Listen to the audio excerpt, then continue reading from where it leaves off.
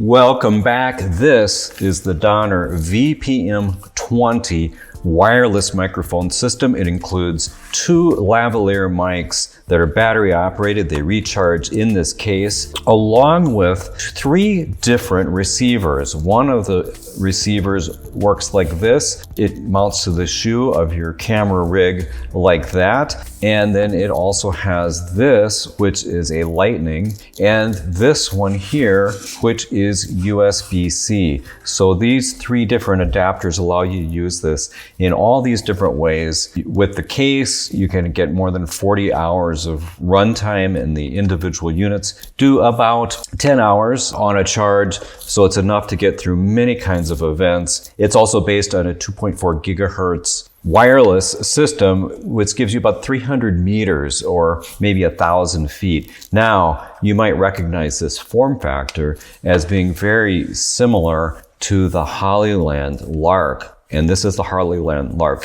M2, which is something I've been using for a long time. But in this video, I'm actually using the Donner, and I have it connected with one of the microphones to my iPhone. And some people have reported that the gain is too much and it clips, and so therefore the sound quality is not as good. Well, these have come down in price recently, and Donner wanted me to start to show some products on the channel that they think might be interesting to creators, and they sent me this. And for under $50, this kit is very comprehensive. And I wanted to show you that it's just a matter of setup to get the gain to match iOS devices or something like the iPad. And I just want to show you a couple of the simple tricks that you use. And I've been using this for my recent videos. Of course, nobody can tell the difference. The sound quality is very similar to the Lark, and I've been using this for a very long time, I guess maybe about a year, for many videos. Whenever I'm here at the bench, I've typically been using this. Recently, I've been using this Donner system in order to evaluate the VPM-20. So the thing is that out of the box, the gain typically is a little too high for my voice or somebody who speaks kind of loudly. And so I'm going to show you that with the other mic, I actually can set this up on two different systems at the same time. So really I've got two systems. This one here is connected to my iPhone through this cable. I'm just holding it through the Sony camera here. But this camera adapter is connected as a USB interface back up to my iPhone here.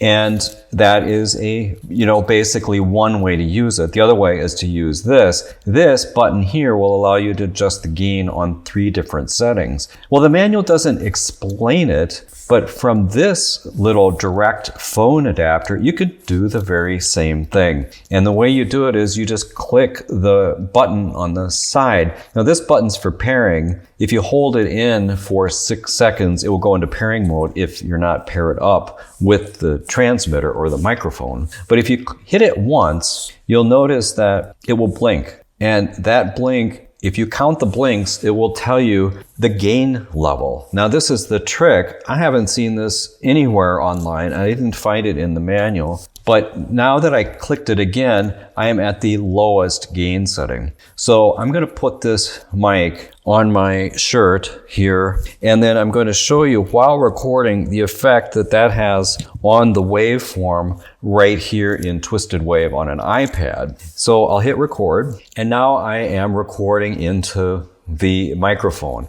I'm going to hit this button. Now I have two blinks, and you can see the waveform is now bigger. This is the lower level waveform, and that's the higher level waveform. And I hit it one more time, and it blinks 3 times. And now I'm at the highest level, and it's at this level that sometimes you can see it's going into the red and it peaks out. And if you get too aggressive with your speaking, you can get a little clipping with that. So that's not what you want. You probably are just fine to record it at the lowest level setting like this, because you can easily normalize that or turn it up a little bit. It's 24-bit depth, so you have plenty of range in order to bring that up. That is the secret of using this part of this unit. Now, if you're on this, like I said before, you can just click this. If you're using this receiver with a camera, and you can use it with a camera and just connect it with a normal camera cable that comes with it, you can click this and there is an indication on here. This little speaker here has 3 different levels, and as you click it, that's the middle level and that is the maximum gain level, and that might be, and you'll hear the effect of that because I'm recording through this receiver right now, but it's probably better to knock that back like that. You also have mono mode.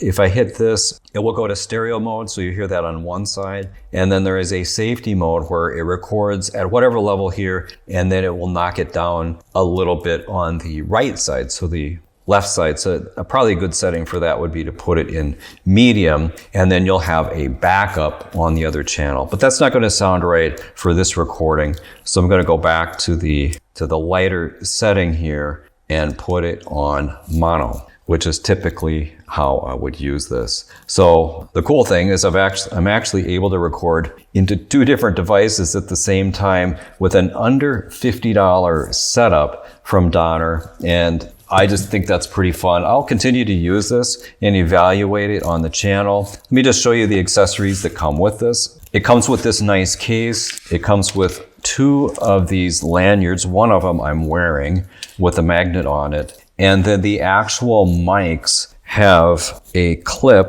that is attached magnetically like this. So you can pull that clip off and you can put that on here. It also comes with the dead cat type windscreens if you're using it outdoors, and it comes with this charging cable, which is just a splitter for charging, so you can charge your phone and then charge this base unit here at the same time. So this is not a data cable. This unit and this unit both operate as 24-bit audio interfaces with 2 inputs into your device, computer, an iOS device, an Android device. And because everything's on screen or through buttons, it doesn't require any apps, would also be quite suitable for using with Linux machines as well, where an app isn't going to work. Now, compared to the Hollyland's noise reduction is better. There's more artifacts. There's noise reduction on here. If you click the button and the blue light comes on, then it will turn on some pretty aggressive noise reduction to cut the background noise, which is good if you're standing outside and there's a lot of traffic.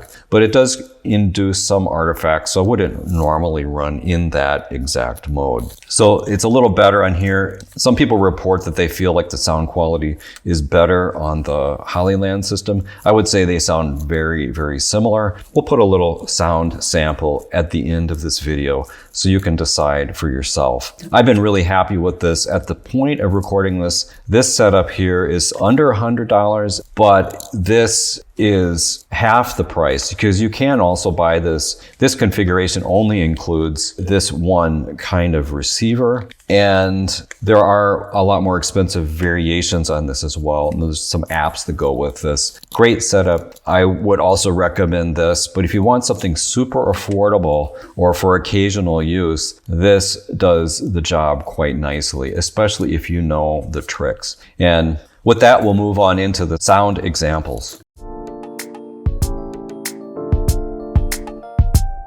All right, so now I'm recording a test example using the Donner microphone. I'm using one of the microphones and I'm using the phone interface, but it is connected to my computer and then going directly into the Twisted Wave app to record this. Now I've switched over to the Hollyland Lark M2 microphone, and so you could hear kind of the difference with this microphone. In both cases, I was recording with the noise reduction turned off. And now I will go back and set the noise reduction on, and then when we play back, you'll be able to kind of hear the difference. So I'm going to hit the button on the mic, and that puts me into the mode that has noise reduction on it. And you can hear a little bit of the change in the sound when I have that on with the Lark. We're going to go back to the other microphone now, and then you'll be able to hear with and without the noise reduction engaged. Now this is the Donner microphone,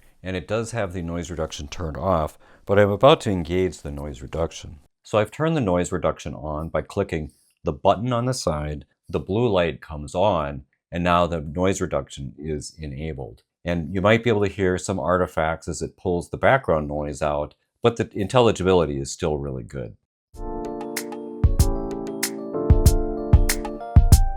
So thanks for watching. I hope you found this helpful. If you own one of these, there's some helpful tips in this video. And if you don't and you're interested in either of these products, I'll have some Amazon links that are very helpful for the channel to support this channel, you know, if you were to use those to buy these things. And if you like this kind of video and the explanation of cool gear, a lot of mixers, and also audio techniques, consider subscribing to the channel. And then check out the video linked right here, and I'll see you in another video very soon.